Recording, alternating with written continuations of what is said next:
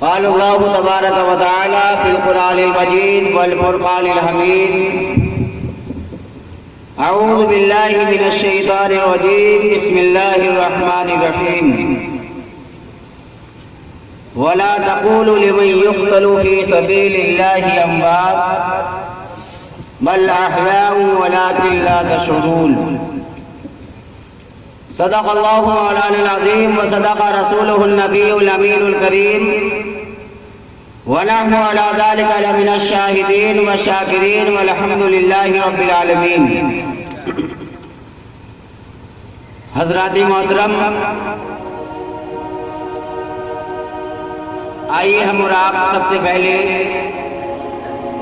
انتہائی عقیدت و محبت کے ساتھ اپنی اور ساری کائنات کے مالک و مختار حبیب پروردگار شافع روز شمار بروز قیامت ہم گناہ گاروں کی شفاعت فرمانے والے آقا، قبر کی کالی کوٹھی میں کام آنے والے آقا، بروز قیامت ہم گناہ گاروں کی شفاعت فرمانے والے آقا، جن کا پیارا پیارا نامی نامی اسم گرامی جناب محمد رسول اللہ صلی اللہ تعالی علیہ وسلم ہے. آئیے ان کی بارگاہ میں اپنی اپنی غلامی کا ثبوت پیش کرتے ہوئے بآواز بلند درود شریف کا نذرانہ پیش کریں. اللہم صلی علی سیدنا اللہم صلی علی سیدنا و نبینا و مولانا محمد مبارک وسلم.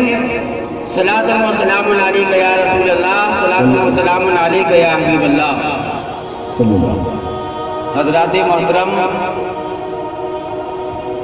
میں کوئی باضابطہ مقرر تو نہیں ہوں، مجھے حکم ہوا میں حاضر ہو گیا. مقرر خصوصی انشاءاللہ ان قریب تشریف لائیں گے، ان کا نایاب خطاب آپ سماعت فرمائیں گے. کچھ دیر کے لیے آپ کے درمیان حاضر ہو گیا ہوں.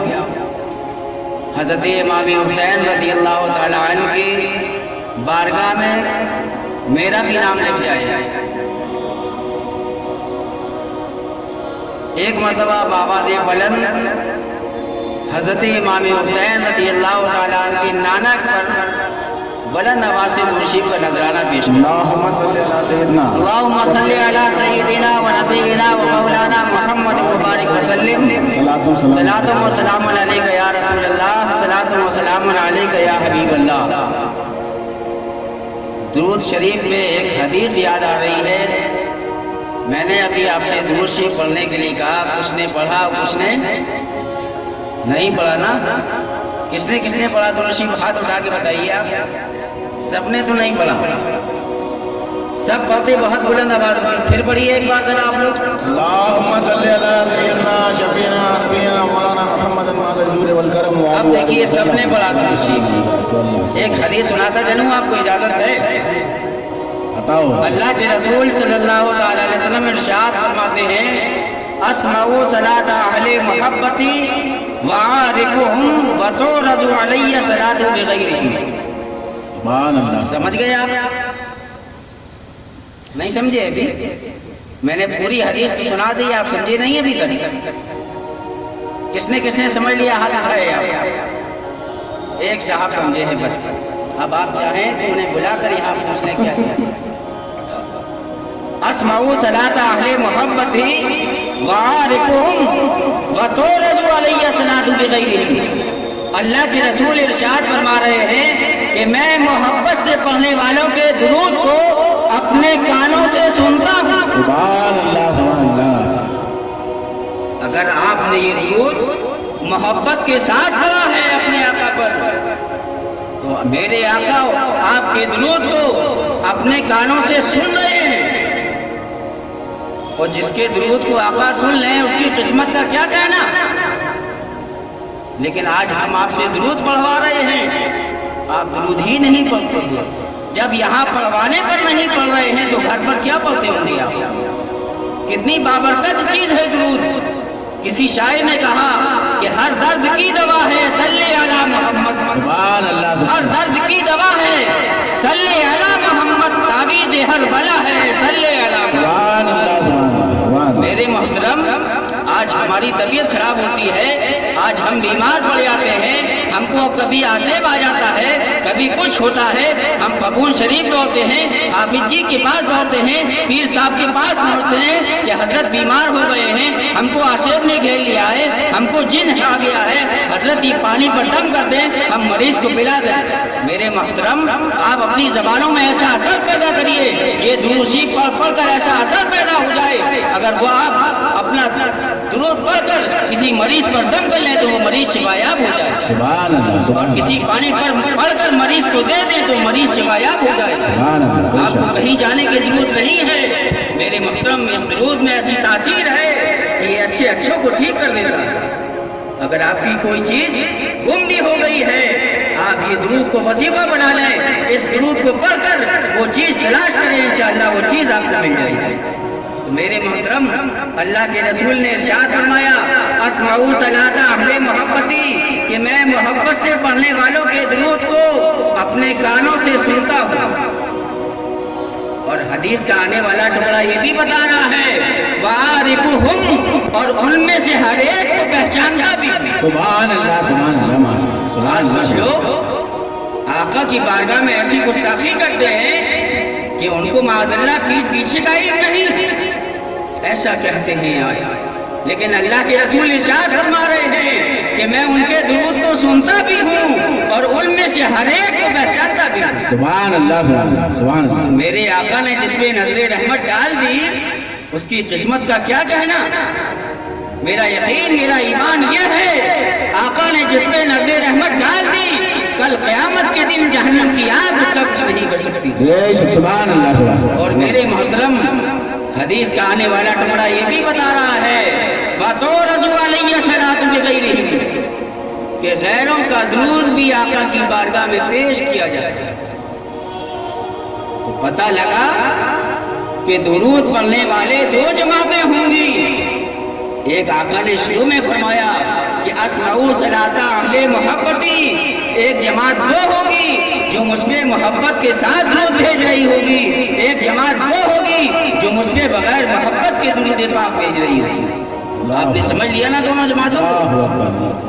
ایک تو وہ جماعت ہوگی جو آقا کے علم غیب کو مان رہی ہوگی، جو آقا کو قبر انور میں زندہ تسلیم کر رہی ہوگی، جو آقا کے گن گا رہی ہوگی، جو آقا پہ سلام پڑھ رہی ہوگی۔ وہ جماعت جب پڑھے گی درود پاک تو محبت کے ساتھ پڑھے گی، اور جو آقا سے بغض رکھ رہے ہوں گے، جو آقا کو معاذ اللہ یہ کہہ رہے ہوں گے کہ معاذ اللہ یہ مر کر مٹی میں مل گئے، ان کو علم غیب نہیں ہے، ان کو پیچھے کی خبر نہیں ہے، وہ بھی درود پاک پڑھیں گے، لیکن ان کے درود کو آقا نہ سنیں گے، نہ ان میں کسی پر نظر رحمت ڈالیں گے۔ تو میرے محترم، میری آپ سے گزارش ہے کہ اس درود پاک کو اپنا وظیفہ بنا لیں۔ جب آپ اس درود پاک کو وظیفہ بنا لیں گے تو آپ کے لب سے ہر وقت درود پاک جاری ہوگا۔ جب آپ کا آخری وقت ہوگا، نزا کا وقت ہوگا، آپ نے یہ درود پاک پڑھا ہوگا تو وہ درود پاک آپ کے لبوں پر جاری ہوگا۔ میرے محترم، میں نے قرآن مقدس کی ایک آیت کریمہ تلاوت کی۔ رب ارشاد فرماتا ہے، وَلَا تَقُولُوا لِمَنْ يُقْتَلُ فِي سَبِيلِ اللَّهِ أَمْوَاتٌ بَلْ أَحْيَاءٌ وَلَٰكِن لَّا تَشْعُرُونَ، کہ اللہ کی راہ میں جو شہید کر دیے جائیں، جو قتل کر دیے جائیں، ان کو مردہ مت کہو، بل احیاء ولکن لا تشعرون، بلکہ وہ زندہ ہیں، تم کو ان کی زندگی کا شعور نہیں۔ تو میرے محترم، اللہ کی راہ میں اللہ کی رضا کی خاطر جو شخص کفار کے بالمقابل لڑنے لگے اور کسی تیز دھار چیز سے قتل کر دیا جائے، اس کا خون بہہ جائے، وہ شہید کہلاتا ہے۔ وہ شہید کا مرتبہ قرآن نے کیا بتایا کہ جو اللہ کی راہ میں شہید کر دیے جائیں ان کو مردہ مت کہو۔ آج کچھ لوگ اللہ کے رسول کے بارے میں کہتے ہیں کہ معاذ اللہ مر کر مٹی میں مل گئے، جب قرآن شہید کے بارے میں فرما رہا ہے وہ شہید کا درجہ نبی کے درجے سے کم ہے۔ جب شہید زندہ ہے تو نبی کیوں نہ زندہ ہو؟ سبحان اللہ، سبحان اللہ۔ فرماتا ہے سبحان اللہ، جو اللہ کی راہ میں شہید کر دیے جائیں ان کو مردہ مت کہو، بل احیاء ولکن لا تشعرون، بلکہ بلکہ وہ زندہ ہیں، ان کو ان کی زندگی کا شعور نہیں۔ حضرات محترم، آج ہم اور آپ حضرت امام حسین رضی اللہ تعالیٰ عنہ کی یاد منانے حاضر ہیں۔ میرے محترم، آخر ہم نے کبھی یہ غور کیا، کبھی سوچا کہ آخر امام حسین رضی اللہ تعالیٰ عنہ نے کربلا کی میدان میں اپنی جان کا نذرانہ کیوں پیش کیا؟ خود تو پیش کیا، 72 نفوس قدسیہ اور تھے، انہوں نے بھی اپنی اپنی جانوں کا نذرانہ خدا کی بارگاہ میں پیش کیا۔ آخر وجہ کیا تھی؟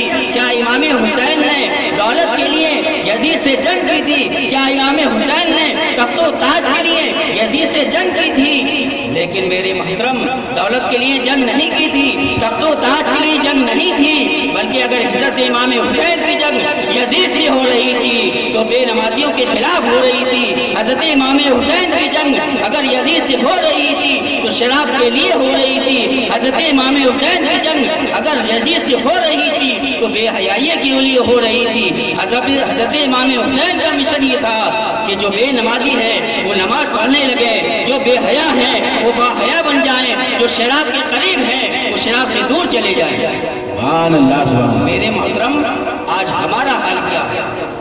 حضرت امام حسین نے جس مقصد کے لیے اپنی گردن کا نذرانہ خدا کی بارگاہ میں پیش کیا تھا، آج ہم وہی اسی نماز سے دور جا رہے ہیں، آج ہم اسی شراب کے قریب جا رہے ہیں۔ میرے محترم، آج ہم حضرت امام حسین کی یاد بناتے ہیں، آج ہم یہ پکارتے ہیں، حضرت امام حسین سے محبت کرتے ہیں۔ آپ کی حضرت امام حسین سے کیسی محبت ہے؟ کیا حضرت امام حسین سے یہی محبت ہے کہ ہم ان کے نام کا لنگر کر دیں، ہم ان کے نام کے کپڑے بانٹ دیں، ہم ان کے نام پہ برتن لٹا دیں، ان کے نام کا کھچڑا بنا لیں؟ کیا یہ حضرت امام حسین کی روح اس سے خوش ہوگی؟ کیا حضرت امام حسین کو آپ کے لنگر کی ضرورت ہے؟ کیا حضرت امام حسین کو آپ کے کھچڑے کی ضرورت ہے؟ نہیں ہے کھچڑے کی ضرورت، مگر اگر آپ حضرت امام حسین کے نام پر کھچڑا تقسیم کر رہے ہیں، حضرت امام حسین کے نام پر بریانی تقسیم کر رہے ہیں، تو اس میں آپ کا فائدہ ہے، حضرت امام حسین کا کوئی فائدہ نہیں۔ میرے محترم، حضرت امام حسین کی روح کب خوش ہوگی؟ جب آپ 5 وقت نماز پڑھنے لگیں گے، جب آپ شراب سے دور جانے لگیں گے، جب آپ نیک کام کرنے لگیں گے، تب حضرت امام حسین کی روح خوش ہوگی کہ میں نے اپنی نانا کی امت کے لیے جس وجہ سے اپنی جان کا نذرانہ خدا کی بارگاہ میں پیش کیا تھا، آج امت نے اس کو مان لیا ہے۔ آج میرے نانا کی امت 5 وقتہ نماز پڑھنے لگی ہے، آج میرے نانا کی امت بے حیائیوں سے دور چلی جا رہی ہے، آج میرے نانا کی امت ہمارے نبی کے فرمودات پہ عمل کر رہی ہے۔ میرے محترم، میری آپ سے گزارش ہے کہ ہم یہ غور کریں، سوچیں کہ آخر حضرت امام حسین کا اپنی جان کا نذرانہ خدا کی بارگاہ میں کیوں پیش کیا تھا؟ کیا وجہ تھی؟ وجہ یہی تھی کہ یزید بے نمازی تھا، یزید یہ چاہتا تھا کہ نماز بند ہو جائے، یزید شرابی تھا، یزید یہ چاہتا تھا کہ شراب عام ہو جائے، یزید بے حیا تھا، یہ چاہتا تھا کہ بے حیائی عام ہو جائے۔ میرے محترم، اللہ کے رسول صلی اللہ علیہ وسلم ارشاد فرماتے ہیں کہ حسین منی وانا من الحسین، کہ میں حسین سے ہوں، حسین مجھ سے ہے۔ سبحان اللہ، سبحان اللہ۔ یہ بات تو سمجھ میں آ رہی ہے کہ حسین منی وانا من الحسین، حسین مجھ سے ہے۔ نواسہ نانا ہی سے ہوتا ہے، پوتا دادا سے ہوتا ہے۔ کیا آپ نے کبھی سنا کہ نانا نواسے سے ہو؟ نہیں سنا۔ تو حسین منی وانا من الحسین، حسین مجھ سے ہے، اور اللہ کے رسول فرما رہے ہیں میں حسین سے ہوں۔ تو پتہ چلا فاطمہ کی گود سے لے کر کربلا تک حسین منی، حسین مجھ سے ہے، اور کربلا سے لے کر حضرت امام حسین کی شہادت سے لے کر آج تک اسلام کی رونقیں و بہاریں جو نظر آ رہی ہیں، یہ حضرت امام حسین کا صدقہ ہے۔ اللہ کے رسول ارشاد فرماتے ہیں وانا من الحسین، اگر حضرت امام حسین نے کربلا کی میدان میں اپنی جان کا نذرانہ نہ پیش کیا ہوتا تو آج اسلام کی یہ رونقیں، یہ بہاریں نظر نہ آتی۔ سبحان اللہ۔ میرے محترم، ہم حضرت امام حسین کے مشن کو دیکھیں کہ آخر حضرت امام حسین نے اپنی جان کا نذرانہ خدا کی بارگاہ میں کیوں پیش کیا؟ آج ہم 9-10 محرم الحرام آتا ہے، آج ہم 9-10 محرم الحرام کو کیا کرتے ہیں؟ ہم غور کریں جو ہم کر رہے ہیں کیا واقعی میں وہ صحیح کر رہے ہیں؟ آپ کو تو یہ کرنا چاہیے، قرآن کی تلاوت کرنا چاہیے، آپ کو روزے رکھنا چاہیے، آپ کو لنگر تقسیم کرنا چاہیے، اور نیک کام ہیں وہ آپ کو کرنا چاہیے، لیکن ہم ان نیک کاموں سے اس بابرکت رات میں بھی محروم نظر آ رہے ہیں، تو کب ہم نظر آئیں گے اس رات؟ تو میرے محترم، آپ نے سنا ہوگا کہ حضرت امام حسین رضی اللہ تعالیٰ عنہ 3 دن بھوکے اور پیاسے شہید کر دیے گئے، پانی نہیں ملا حضرت امام حسین کو۔ آج کچھ لوگ کہتے ہیں کہ حسین مجبور تھے، اگر مختار ہوتے تو پانی آ جاتا ان کے لیے۔ میں کہتا ہوں حسین مجبور نہیں تھا، ارے جس کا نانا با اختیار ہو اس کا نواسا مجبور ہو سکتا ہے؟ نہیں ہو سکتا۔ حسین باوقار تھے، حسین با اختیار تھے، لیکن میرے محترم اگر امام حسین رضی اللہ تعالیٰ عنہ اپنی ایڑی زمین پر رگڑ دیتے پانی کے چشمے جاری ہو جاتے، اگر حضرت امام حسین بادلوں کو حکم دیتے تو پانی برس جاتا وہیں پر۔ لیکن میرے محترم جو لوگ یہ کہتے ہیں کہ حضور مجبور تھے تو آئے غریب نواز کی بارگاہ میں۔ غریب نواز نے، آپ نے سنا ہوگا کہ انا ساگر کو ایک کوزے میں بلا لیا، سمیٹ لیا۔ سبحان اللہ۔ میں یہ شعر کہوں گا کہ جب ان کے گدا بھر دیتے ہیں شاہان زمانہ کی جھولی، محتاج کا جب یہ عالم ہے مختار کا عالم کیا؟ سبحان اللہ۔ نعرہ تکبیر، نعرہ رسالت، جشن شہید اعظم، جشن شہید اعظم، فیضان شہید اعظم، نعرہ تکبیر، نعرہ رسالت۔ سبحان اللہ، سبحان اللہ۔ جب غریب نواز حضرت امام حسین کے غلام ایک کوزے میں پورا انا ساگر سمٹ سکتا ہے تو کیا امام حسین کربلا کے میدان میں پانی نہیں منگوا سکتے تھے؟ ضرور منگوا سکتے تھے۔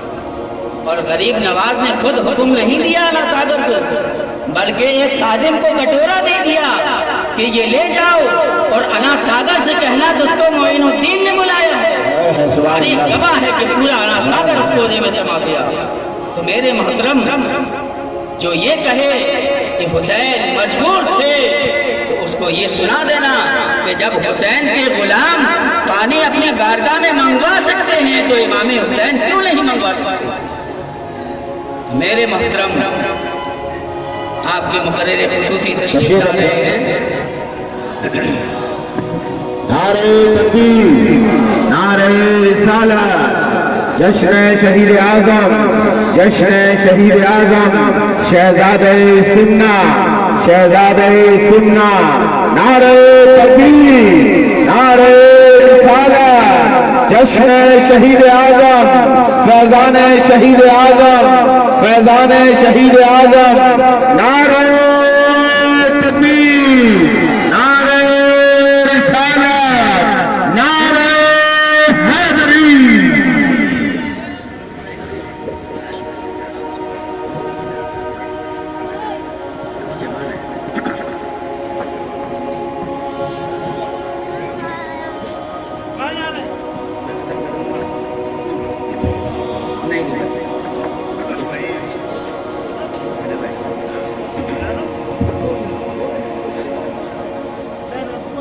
حضرات محترم، تو جب غریب نواز پانی منگا سکتے ہیں تو امام حسین کیوں نہیں منگوا سکتے؟ اور میں آپ کو بتاتا چلوں، آپ نے سنا ہوگا حضرت ام سلمہ رضی اللہ تعالیٰ عنہ ازواج مطہرات میں سے ہے۔ اللہ کے رسول صلی اللہ تعالیٰ علیہ وسلم نے ایک شیشی میں مٹی دی حضرت ام سلمہ کو، ارشاد فرمایا یہ رکھ لو، جب یہ سرخ ہو جائے تو سمجھ لینا میرا نواسا امام حسین کربلا کے میدان میں شہید ہے۔ حضرت ام سلمہ نے وہ مٹی رکھ لی۔ اس وقت اور بھی ازواج مطہرات تھی سرکار کی، لیکن حضرت ام سلمہ کا انتخاب کیوں کیا آقا نے؟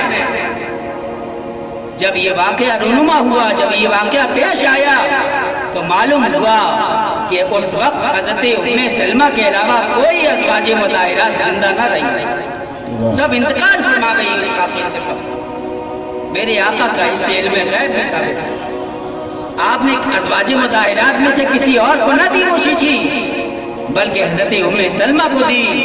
حضرت ام سلمہ نے ایک دن دیکھا تو وہ سرخ ہو چکی تھی۔ حضرت ام سلمہ سمجھ گئیں کہ حضرت امام حسین کربلا کے میدان میں شہید کر دیا۔ تو حضرات محترم حضرت تشریف لا چکے ہیں، آپ خصوصی خطاب سماعت فرمائیں گے۔ میری آپ سے گزارش ہے کہ آپ یہ غور کریں کہ حضرت امام حسین رضی اللہ تعالیٰ عنہ نے آخر اپنی جان کا نذرانہ خدا کی بارگاہ میں کیوں پیش کیا، اس کی وجہ کیا تھی، میں آپ کو بتا بھی چکا ہوں، اور آپ غور کریں، اس پہ عمل کرنے کی کوشش کریں۔ اللہ کی بارگاہ میں دعا ہے مولا ہم سب کو حضرت امام حسین رضی اللہ تعالیٰ عنہ کے نقش قدم پر چلنے کی توفیق عطا فرمائے، ان کے قدموں میں بروز قیامت ہم سب کا حشر فرمائے، آمین و علینا البلاغ۔ السلام علیکم۔